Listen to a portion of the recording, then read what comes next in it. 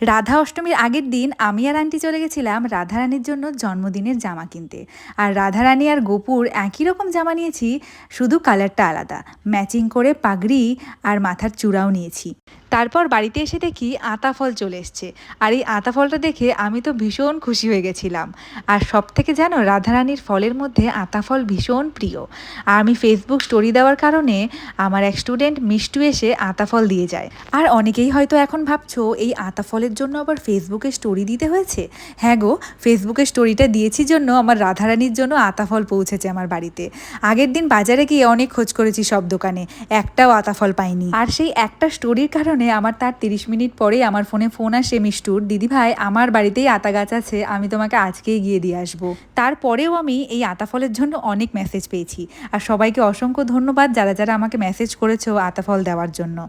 আর এই আতা ফলগুলো কাঁচা ছিল জন্য সারা রাত কার্বাইড জলে ভিজিয়ে রেখেছিলাম। আর পরের দিন সকালে এসে দেখি সবগুলো আতা ফলের মধ্যে শুধু একটা মাত্র আতা ফল পেকেছে। সবই তার ইচ্ছে। তারপর রাধারানীর অভিষেক ও সাজগোজের সব জিনিসপত্র একটা থালার মধ্যে সুন্দর করে গুছিয়ে ফেললাম। তারপরে শুরু হলো আমাদের জোগাড় যন্ত্র। এদিকে বোন সব ফলগুলো কাটাকাটির দায়িত্বে বসেছে, আর আমি সব ঠাকুরের ফুল আরও মিষ্টি ভোগ এগুলো সাজাতে বসেছি। আমরা দুজন তো বসে বসে শুধু গোছাচ্ছিলাম। তবে পুজোর সময় অনেক কিছু ছাড়া পড়ে যায়, এটা বাদ পড়ে যায় ওটা বাদ পড়ে যায়, সব কিন্তু মিকুবাবু দায়িত্ব করে এনে দিয়েছে। আর রাধারানীর জন্মদিন বলে কথা, তবে আজকে আমি কিন্তু একা উপোস করিনি। রাধারানীর রাধা অষ্টমীতে আমার বড় আমার সঙ্গে উপোস করেছে। আর আমি যে এখন সাদা রঙের বাটিগুলো নিয়ে বসেছি, এর মধ্যে রয়েছে রসে চোবানো মালপোয়া। রাধারানীর জন্য এক ভক্ত দিদি ভাই পাঠিয়েছে। উনি নতুন ক্লাউড কিচেন শুরু করেছে। ওনার নাম হলো পায়েল সাহা সরকার। ওনার প্রোফাইলটা আমি স্ক্রিনে দিয়ে দিলাম।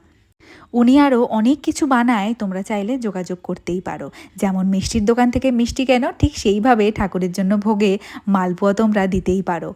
তারপর প্রত্যেক কটা ভোগে আমি একটা একটা করে তুলসী পাতা দিলাম, কারণ রাধা মাধবের ভোগ তুলসী পাতা ছাড়া কিন্তু ভোগ নিবেদন হয় না। তারপর আমরা দুজন মিলে রাধারানীর অভিষেক করালাম। আর এই যে দেখতে পাচ্ছ ফটোটা, রাধারানীর ফটো বলতে এটাই রয়েছে রাধাকৃষ্ণের ফটো একসঙ্গে। তবে আমি না একটা ভুল করে বসেছি, তবে ভুলটা এখন থেকে সংশোধন করে নেব। এই যে চিত্রপটটাতে আমি অভিষেক করালাম, আর চিত্রপটে নাকি অভিষেক করাতে হয় না। আমার ইউটিউবে ভিডিওটা পোস্ট করার পর একটা ভক্ত দিদিভাই আমাকে বলেছে এটা। যাই হোক, না জানতে ভুল করে বসেছি, এরপর থেকে আমি ভুলটা সংশোধন করে নেব। তবে এটাও বলেছে যে চিত্রপটের সামনে কোনো পাত্র রেখে সেটার মধ্যে তুমি স্নান করাতে পারো। তবে এই ভিডিওর মাধ্যমে কিন্তু অনেক ভুল সংশোধন যেমন হয়, অনেক কিছু শেখাও যায়। আর রাধারানীর জন্য জন্মদিনের ছোট্ট কিছু উপহারও নিয়ে এসেছিলাম। রাধারানীর সেই উপহারটা কেমন হয়েছে বলো তো? সুন্দর করে সাজিয়ে গুছিয়ে আমি তো রাধারানীকে আয়না দেখাতে ব্যস্ত। এরই মধ্যে ঘটে গেল একটা সুন্দর ঘটনা। এই যে এনাকে দেখতে পাচ্ছি, ইনি হলেন আমার পাশের বাড়ির কাকিমণি। ভীষণ ভালো একজন মানুষ। আর গপু আর রাধারানীর জন্য ক্ষীরের মালপোয়া, তালের বড়া বানিয়ে নিয়ে এসছে। গপুর যেটা খেতে ভালোবাসে ঠিক কিন্তু গুছিয়ে নেয় সব কিছু।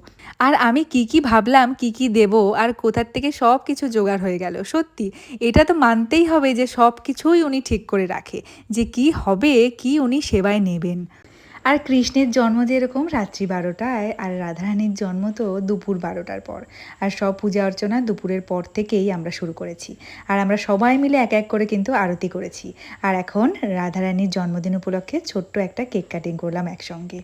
আর দেখো কি সুন্দর হাসি খুশি লাগছে রাধার মুখটা। আর পুজোর সব শেষে গীতা পাঠ করে আমার পুজো সম্পূর্ণ হলো।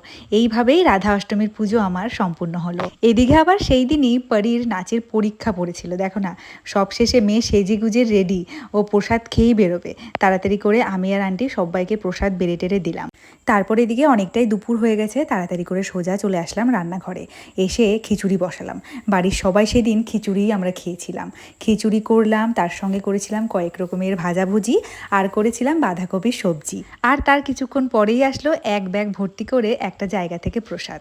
আর এই প্রসাদটা পাঠিয়েছে একটা ভাই। আর সেই ভাইয়ের সাথে আমার ফেসবুক থেকেই পরিচয়। সেই ভাইয়ের নাম হলো রাজা শর্মা। আর সেই ভাইও কিন্তু রাধারানীর ভীষণ ভক্ত। আর তার প্রোফাইল থেকেই প্রতিদিন আমরা মায়াপুর ধামের রাধারানীর দর্শন পাই। আর ঠিক এইভাবেই কাটলো আমার রাধা অষ্টমী। রাধে রাধে।